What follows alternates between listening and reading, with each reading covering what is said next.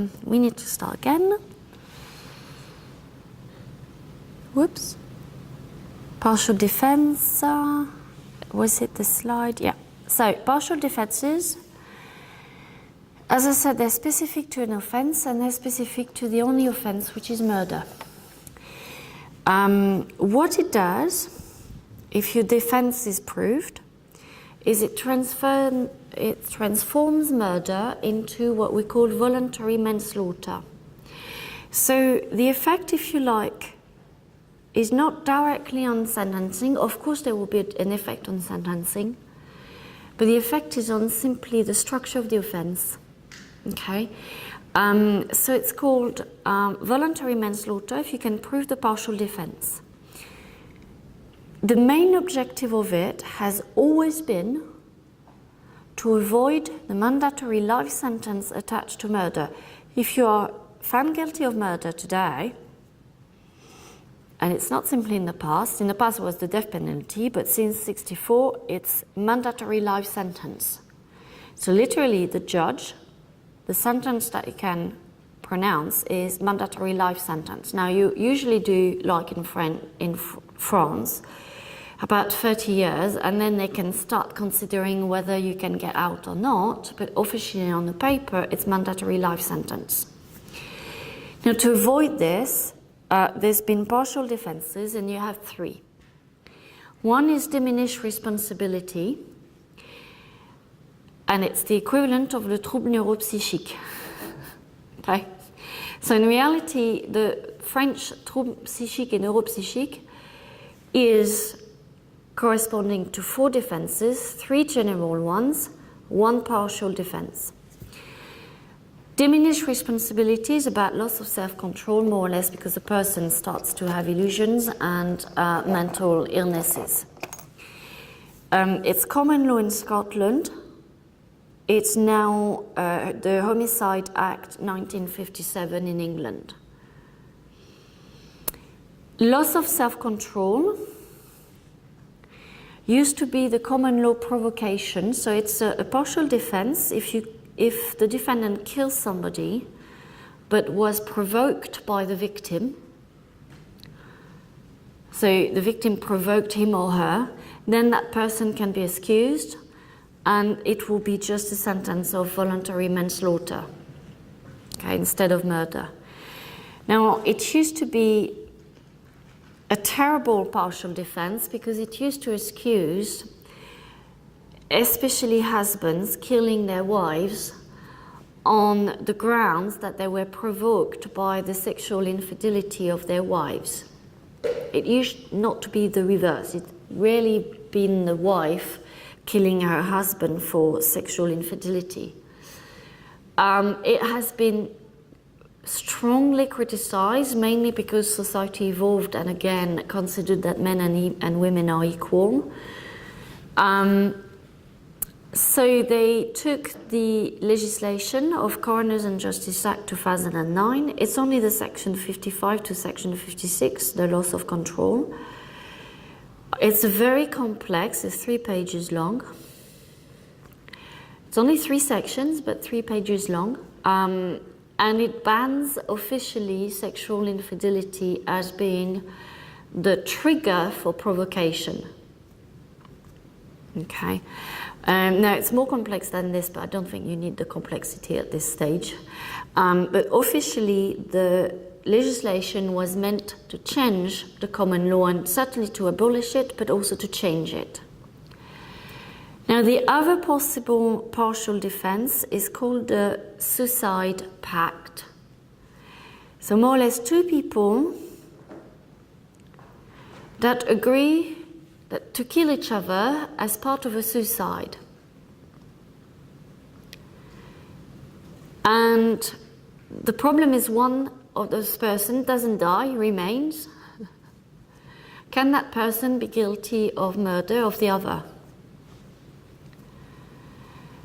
And the answer is no. Obviously, you have to prove the suicide pact, which may be quite difficult. But if it is proved there was a suicide pact, then it's a partial defense, and the person won't be found guilty of murder, but will be found guilty of voluntary manslaughter.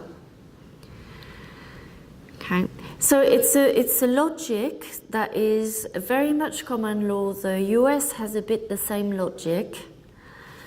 It's not the same logic in French law. In French law, the logic is on the sentencings or the existence of the offense. So if you take the trouble neuropsychique or psychique or neuropsychique, it has, in French law, it has two possibilities, two consequences. Either the mental illness abolished the possibility of the person to have control over herself or himself, and it's a complete abolition of control, so then the person will be considered of not having committed the offense. Or it's about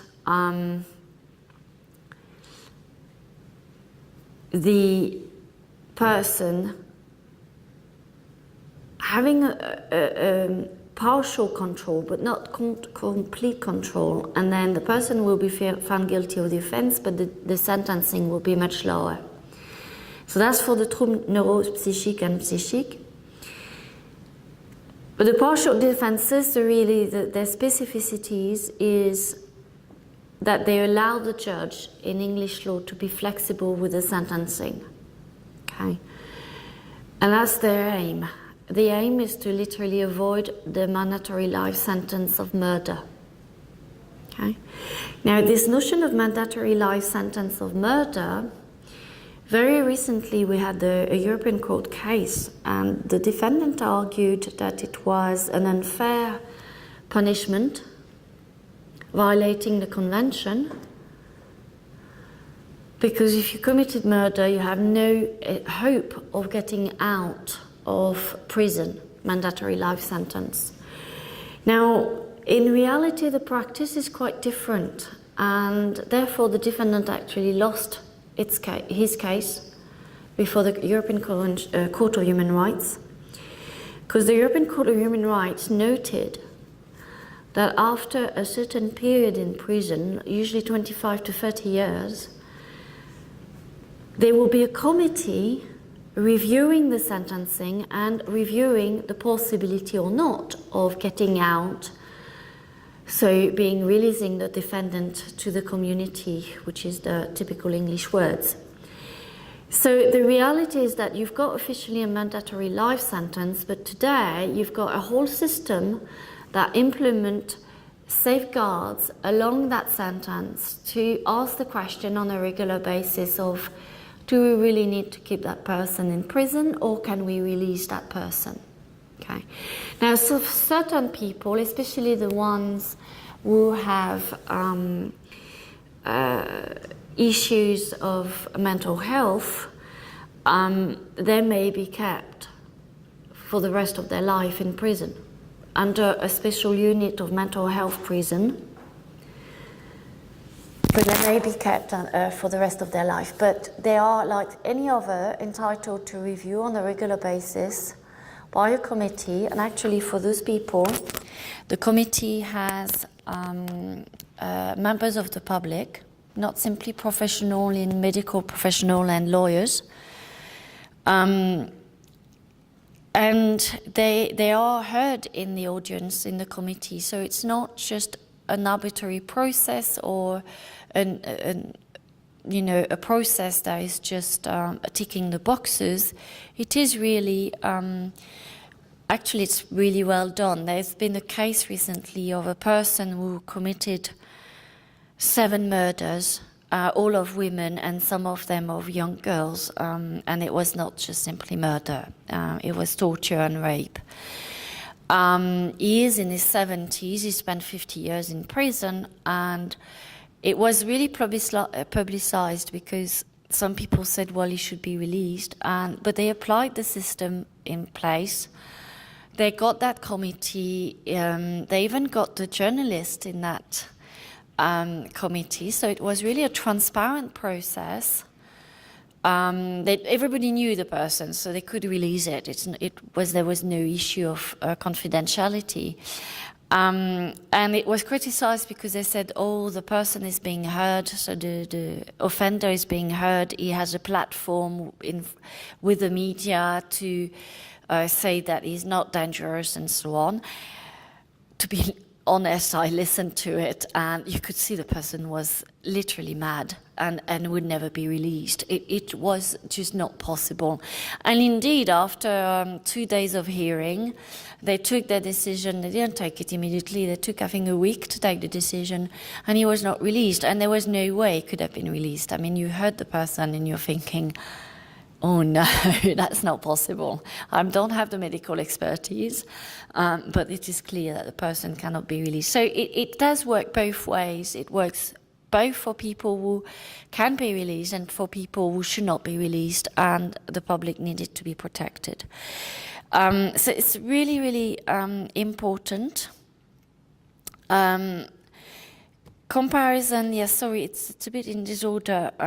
Provocation has been banned in France. C'était le crime passionnel. I was thinking about it, but I couldn't find the word.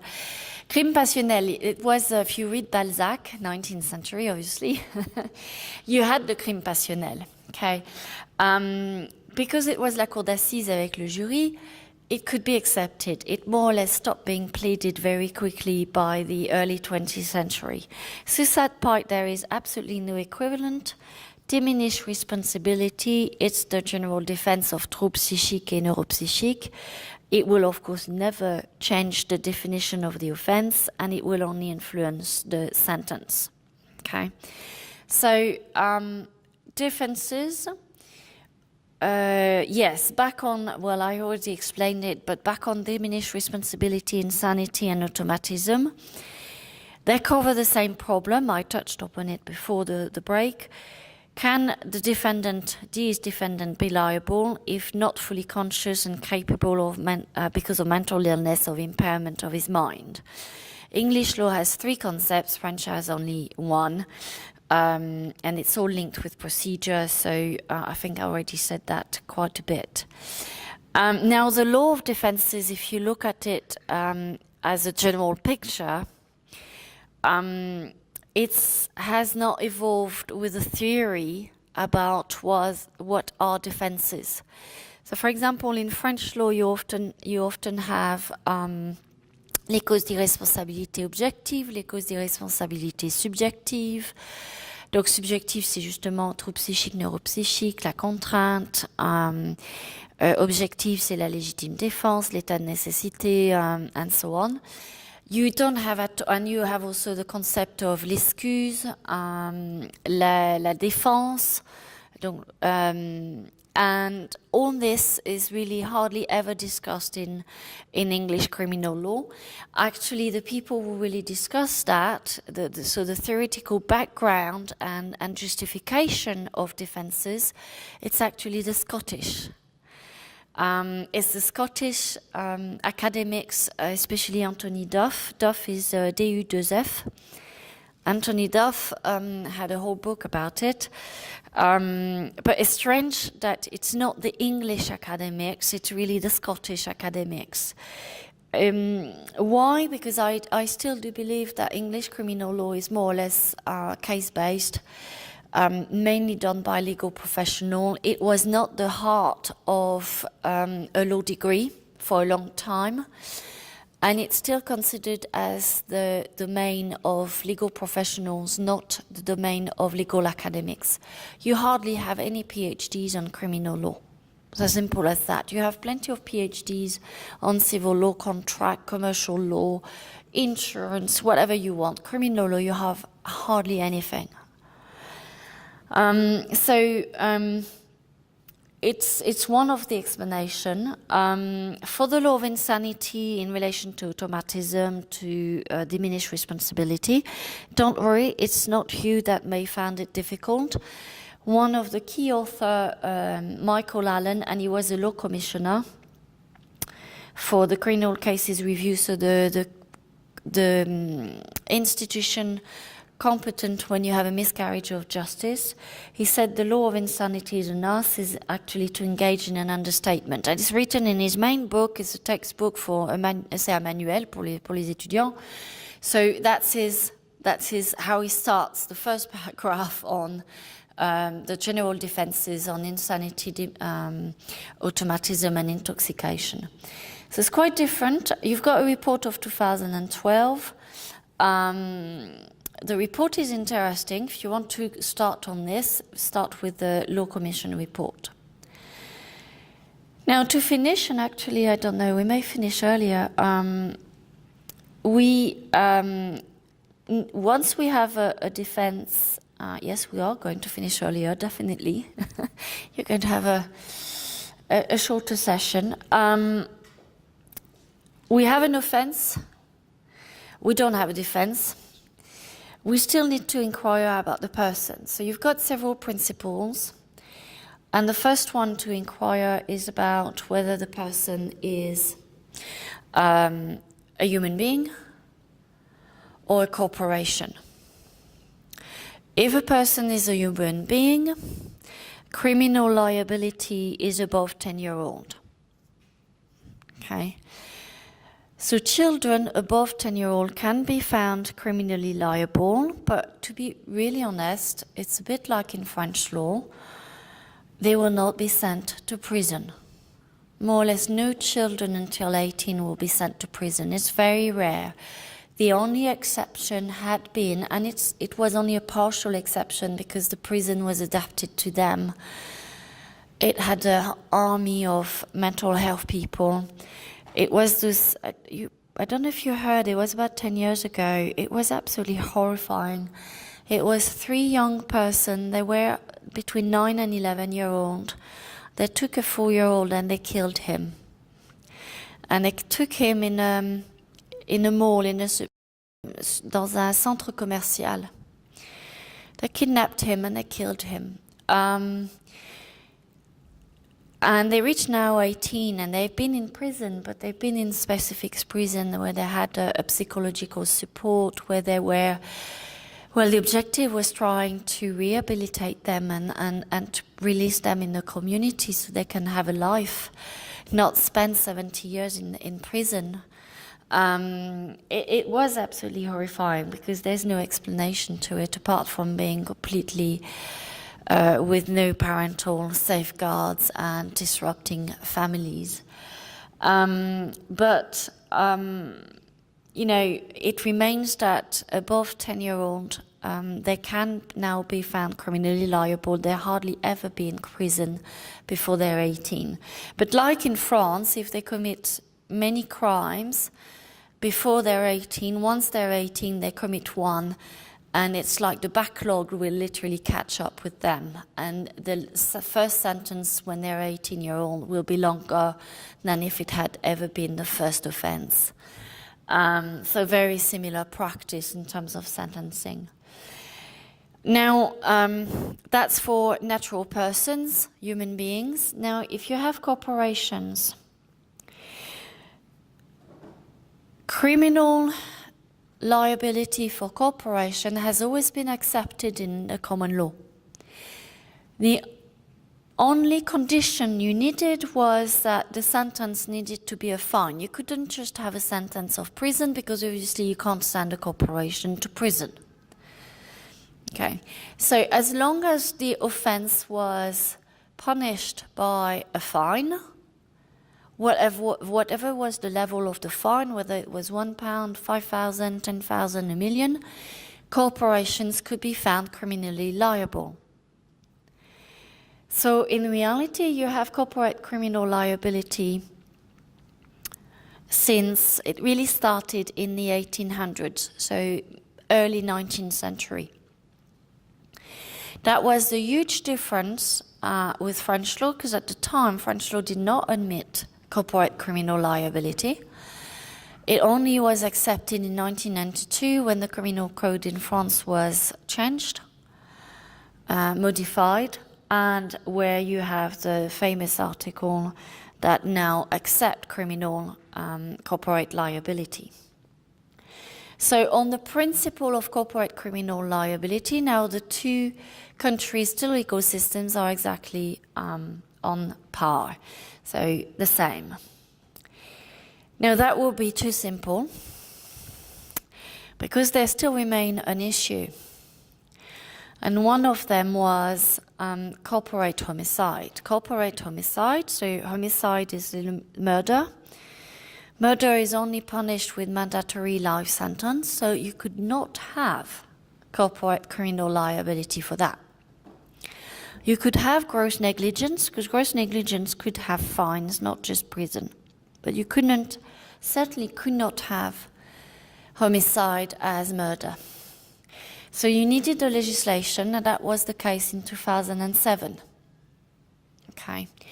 Now that legislation, Corporate Manslaughter and Corporate Homicide Act, corporate homicide was because you had the mandatory life sentence and you couldn't have corporate liability for murder.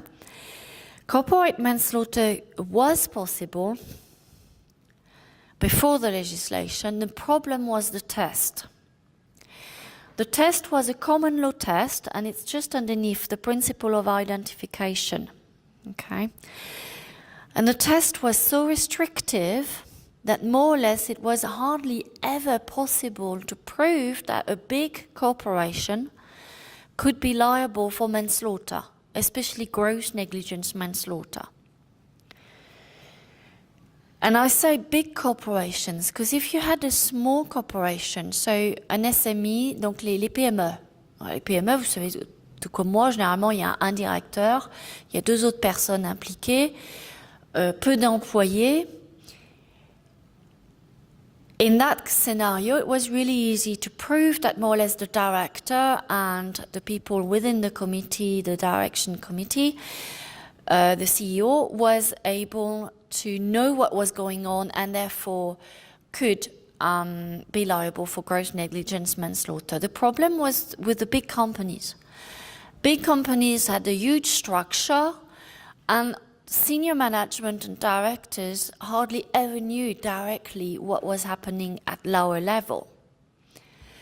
And with the common law test of identification, it was not impossible to prove that the senior management knew about negligence, they certainly knew about gross negligence. Okay, you could prove that underneath them, people knew, but you couldn't prove that those people, if you like, represented the corporate will and therefore acted in the name of the corporation. Okay, so they needed the legislation to more or less change the test and allow for more prosecution. And the legislation came about because you had an enormous train accident in 2000. I was in the UK at the time. It was in King Cross St Pancras, so the very station where the Eurostar is now arriving. Okay, and what happened is a train from the north, from the Midlands, arrived, and you have a successive series of failures. You had failures of traffic lights, you have failures of the train driver, and you have a failure of the rail track management. So, les rails n'ont pas été maintenus. Donc, c'était les signaux de circulation pour les trains, le chauffeur du train et la réparation des rails, parce que le réseau anglais, grosso modo, date de l'époque victorienne, donc du 19e siècle. Et comme mon mari dit d'ailleurs, qui a travaillé dans ce domaine-là, il changeait les rails, et qui a voyagé en TGV après en France, il disait, grosso modo, l'Angleterre est encore au 19e siècle alors qu'on est au 21e. You have an enormous accident in 2000 where 2 trains clashed and met in the main train station of King Cross. Okay, you had 200 people who died, a number who were injured, and for some of them seriously injured and handicapped for the rest of their lives. And they've never been able to prove corporate criminal liability. for gross negligence manslaughter. And they knew it couldn't be murder, okay? But it was gross negligence manslaughter. I mean, there was no issue in a way that it was gross negligence manslaughter. It was a series of failure of negligence, and it was at such level that it was gross. But they could not prove it in relation to the directors of the rail companies managing the rail tracks and the rail companies managing the trains. And that led directly to the legislation, because people felt it was absolutely scandalous that we could not find people guilty where we have 200 people who died and everybody knew that it was a series of failure and nobody wanted to take responsibility for it. So they were found guilty in torts, in civil law, but not in criminal law, and that led to the legislation. Now, the other aspect of corporate criminal liability is what we called, it's a tort concept originally, it's vicarious liability. So it's corporation responsible for its members' actions. And it's a bit like the employer being responsible for his employee's action. Okay. The one thing that has always been possible in England, and you have cases since the 19th century, is corporate liability for breach of statutory duty in health and safety. And that dates from the 19th century. You had the railways. You don't need to prove intention, you don't need to prove gross negligence, you just need to prove that the regulations on health and safety have not been complied with. Okay? C'est les infractions matérielles en France. That corporate liability has always been accepted, and actually it was a pretty efficient way of regulating the Industrial Revolution in the UK, okay, which was not available in France. Today, I think in France, we use far more les sanctions administratives, except that sanction administrative in English law does not exist. It's called civil penalties. It doesn't go before the criminal court. You don't have an administrative court, so it goes before the civil court. Okay. So that's it for corporate criminal liability. So I finished at 12:30, so you have a bit of 20 minutes more of break. You have a class at 2 o'clock, vous avez un cours? Bon, bah, ça vous donne au moins une demi-heure de pause. So thank you. I gave you, the next slide is just books that I'm pretty sure most of them are in the library, so either here or on the keys. But you should be able to find it. To be honest, you have a lot of materials now online. Okay, just don't make sure it's not US, because US is not England. Right. Well, thank you for making the effort of being here. Merci d'être ici et d'avoir sacrifié votre pause. Mais je pense que ça vous facilitera la tâche pour l'examen, pour tout vous dire. Je pense que c'est pas la même chose d'être présent et d'avoir le podcast. Hein. Voilà. Et vous n'aviez pas de questions sur ce qu'on a fait? C'est bon? Non? Oui? Ah oui, intoxication, c'est simplement l'alcool. Automatism, c'est généralement sans alcool, ça peut être avec l'alcool. So it can be linked with absorption of alcohol. But no, automatism is usually linked with diabetic people who inject themselves with insulin. Okay. Quand les diabétiques se font une piqûre d'insuline mais oublient de manger ou ne mangent pas assez, boivent de l'alcool, boivent généralement trop d'alcool, ils entrent en phase, je crois que c'est hypoglycémique. Oui, c'est ça, pas assez de sucre dans le sang. Donc c'est hypoglycémique et en fait ils ont des hallucinations, ils perdent contrôle. Alors c'est pas nécessairement lié d'ailleurs au meurtre, etc. C'est souvent lié aux infractions, l'homicide non intentionnel par conduite en voiture. S'ils se rendent pas compte qu'ils rentrent en phase hypoglycémique, ils prennent le volant et ils ont un accident. Voilà. Donc c'est souvent automatisé, mais c'est pour ça. Voilà. Mais pour les diabétiques, c'est l'absurdité du système anglais. S'ils ne sont pas fait une piqûre d'insuline, mais du coup ils ont trop mangé ou trop bu d'alcool ou les deux, donc trop de sucre dans le sang, ils se sont pas injectés quelque chose, donc no external factor, no automatism, and it will be insanity. Which means it's completely absurd because for the same illness, according to how they manage their illness, it will be one defense or the other. Okay. So it's really absurd. It's also quite complex to understand, to be honest. The law is not the same in Canada, it's not the same in the US, and it's not the same in Australia. Ouais. C'est bon? Merci. Bon, allez, prenez votre pause. Et puis, merci d'être venu. Et surtout, bonne chance pour l'examen, n'est-ce pas? Voilà.